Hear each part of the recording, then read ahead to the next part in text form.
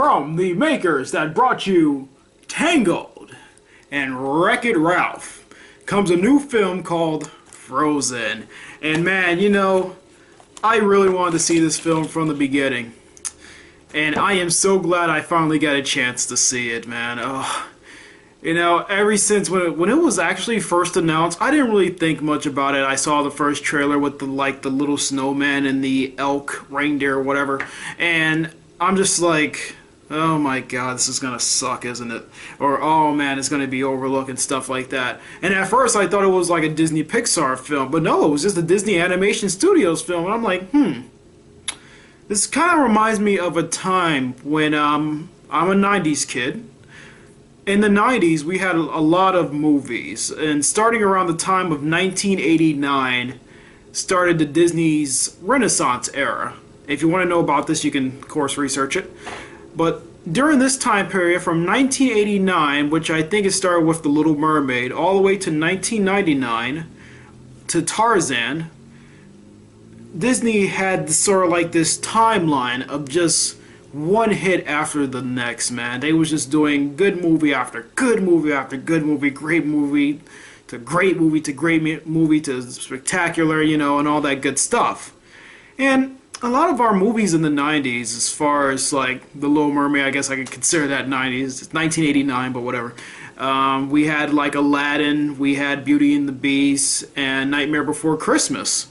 And as a kid, besides certain ones like Aladdin or The Nightmare Before Christmas, I never really liked all the singing in cartoon movies, unless they was actually done by Disney. So I wasn't really much of a fan of, as far as the tale as old as time, song as old as rhyme.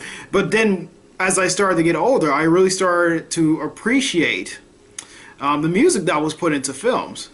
And especially the little songs that the characters do, rather than them just playing music in the background and characters just walking and moving to it or something like that.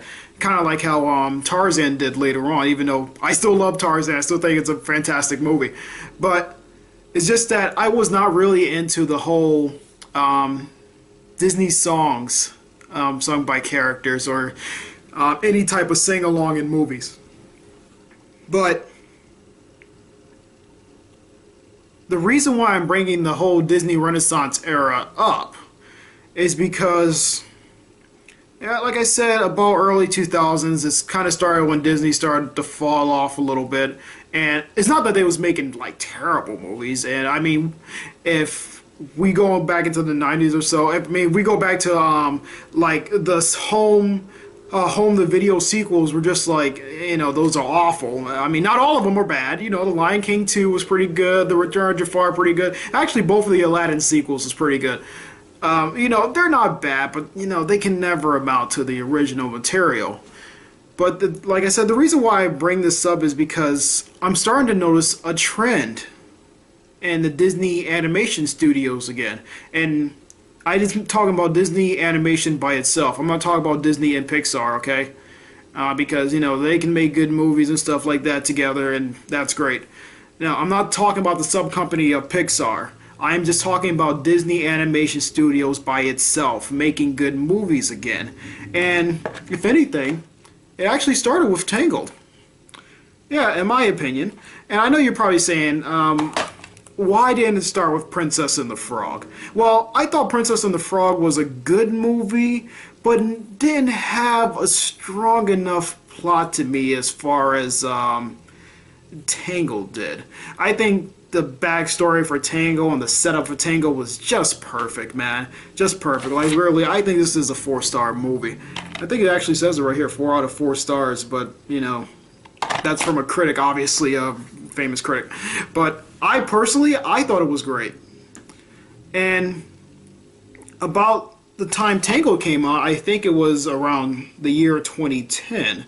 If I'm mistaken, I apologize for that.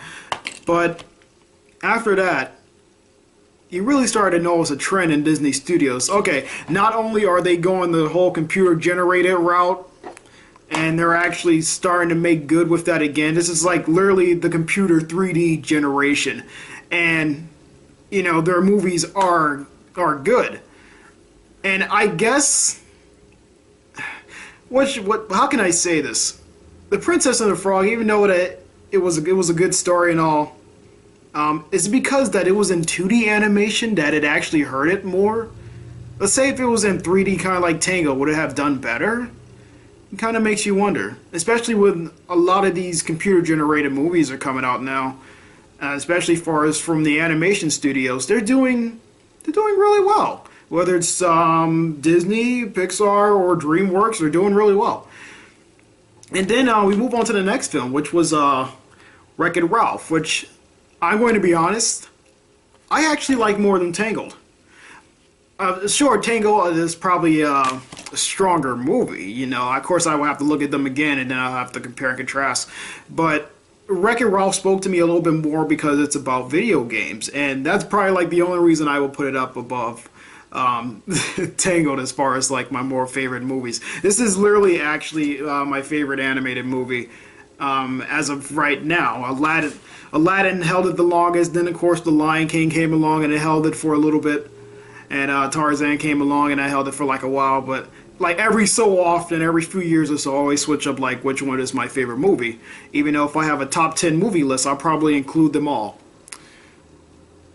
So with that being said, after Wreck-It Ralph, which came out 2 years later after Tangled, I gotta say, I'm impressed, especially in the short time that, you know, Frozen, I'm sure Frozen was actually worked on for a while, but I don't want to go into too much of the history of that, but seeing Frozen, like, you know, basically right after of the release of Wreck-It Ralph and stuff, I'm impressed. I am literally impressed with how good this movie is. The story's good. The animation is fantastic. The voice acting is really well, possibly better than Tangled. A lot of people was like, you know, oh, you can tell those are celebrity voice actors and stuff, you know. I'm not going to say they did a bad job, because to tell you the truth, I think they did a good job. And, oh yeah, also Rapunzel makes an appearance in Frozen. It's kind of like a little cameo you see her for a brief of time. Also, Flynn makes an appearance too. It was actually pretty funny. I was laughing at that. It shows that there are two worlds are actually connected. And if Tangled and Frozen worlds are connected, then what about Brave? I know it's a Pixar, but I can just see, you know, the style of how the way the characters look. And like in Frozen, the style of the way the characters look does look like it's basically Tangled. It's like the characters sort of remodeled again, and I'm not going to lie. That kind of made me say, oh, you know, these characters look a lot like a mixture of Tangled and Wreck-It Ralph. But when it was like, it's from the same creators of those two movies, so I said, okay, it's understandable. They kind of seem like they reuse the same models. But that doesn't take away from the movie, though. No, it doesn't. It doesn't take away anything from the movie. The movie in itself is very good, and I am amazed at how good it was, and in such a short time. It came out to be released. As far as like Wreck-It Ralph, I saw it, you know, when it first came out. But seeing this, you know, especially later on, I think it's fantastic, man. I really think it's good. Okay, so here's the basic story. There are two sisters, one named Elsa and one named Anna. Elsa is most likely the older sister, as she's next in line to become queen. It's not a Disney movie unless the parents die. I don't think I'm giving anything away by saying that. The parents die, but they do die later on. They actually, you know, get somewhat of a personality in the beginning of the movie. And how they die is pretty quick. They just kind of toss them out there, and then it starts going into the Disney formula when you're like, oh, okay, the mother's dead. Now let's start the real part of the story. And basically, Elsa is kind of like a shut-in because her parents thought it was best for her to control powers that she's born with. I still don't know how she got these powers. She was born with it, according to the movie. She was born with the power of ice. Okay, so she was born with magic. She can freeze stuff, create snow and all this good stuff. And the sister loved it. Anna, the little sister, she loves it. But an incident happens when Anna gets like some type of brain freeze going on, because Elsa actually makes a wrong shot. It was by mistake. She ends up hitting Anna in the head, which was going to freeze her brain. And in order to stop it, the parents had to take her to these magical trolls. And these trolls was actually the one who healed her and cured her. But the parents said, but they had to take away some memories from Anna. Any memories that had to do with magic. Of course, the fun will still be there, as they said, but the parts about magic will be gone. So the parents sort of told Elsa, you know, you gotta get these powers under control. Basically turning her into a shut-in. And so that's what she is. She's a shut-in. And so years go by, blah, blah, blah. She finally becomes queen, and it is all Anna's fault that her powers are revealed to everybody else. I don't care what anybody says. It was fucking Anna's fault. Because Anna falls in love with this guy after 1 hour. He's a prince. She falls in love with him. And she wants to get her sister's approval. Her sister's already been made queen. You know, everyone's there in the courtyard. You know, they're happy. Everyone's in the courtroom. And, you know, everyone's in the throne room. So, you know, they're having like their little ball, their little fancy ball. And, yeah, Elsa runs away after everyone finds out that she has the powers of ice. I'm not giving anything away. I'm sure you can see some clippings that Disney Animation Studios put up. They're actually really good. And yeah, so basically from there, it's just about Anna trying to reconnect with her sister, which I really like. I like how there is this love between two siblings rather than like mostly like the love between, you know, some Prince Charming and just some random princess. That's fine. I like how the parents are actually in there for a little bit before they're just killed off and tossed to the side. Good job, Disney. You're actually almost breaking the chain. Maybe if they could live possibly to the end, that would probably be pretty good. Although in Tangled, you know, they live. Also, another thing that Disney did was make a queen. Finally. No Disney princess, okay? We finally have a queen. One of them finally becomes a queen. Thank God. Okay. It seems like there was just this trend of just princesses all around. Even in fucking Wreck-It Ralph, Vanellope was... Should I give it away? Yeah, spoilers. Vanellope is a princess, okay? What the fuck? Everyone's a princess in a Disney movie. And every girl. And so now to actually have a queen, that was very good.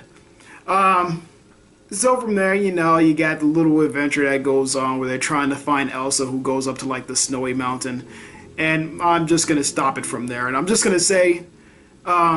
you see the movie, that the ending's actually pretty interesting. I would say that the villain was kind of just spontaneous. You know, the guy that you think was probably going to be the villain was kind of like a sort of like a side villain. You know, he's like that bad guy. He's like that guy you know that's bad, but he's not as bad as the bad guy. That sort of thing. He's not that bad, but you know, he's still pretty bad. Yeah. Not giving anything away. Who the bad guy turns out to be was actually a twist that I should have seen coming, because people were telling me, oh yeah, you know, we saw that coming. I didn't see it coming. I did not see it coming. I thought that it might have been, but I didn't see it coming. The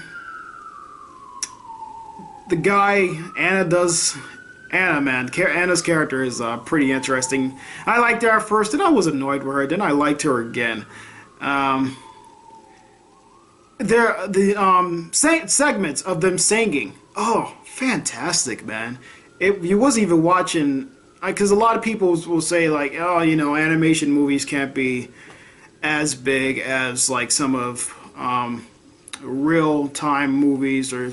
reality-based movies or something like that. You know, if it doesn't have like real physical people in there, it can't be a masterpiece. No, that's bullshit, man. I don't care if it's fucking animation. This shit is a masterpiece, and it should be seen by everyone.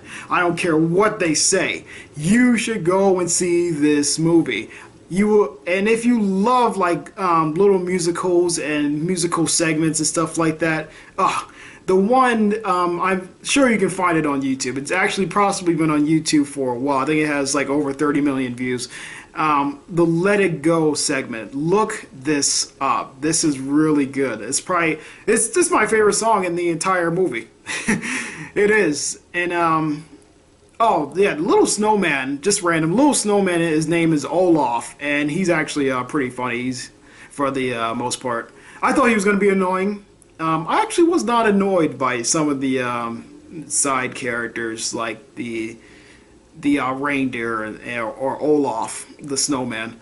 I actually found them really enjoyable. Yeah, it's so much because this movie's still out in theaters and stuff, and I don't want to give away anything else. So I'll just say, go see the movie. It deserves a fucking Oscar, man. I thought Wreck-It Ralph deserved an Oscar over Brave, but now I see that it definitely does. It definitely does deserve an Oscar, and so does Frozen. Good movie. Good movie. That's all I can say. That's all I'm gonna say. I will see you guys in the next video, and I'm gonna go see this movie again. So okay, take care.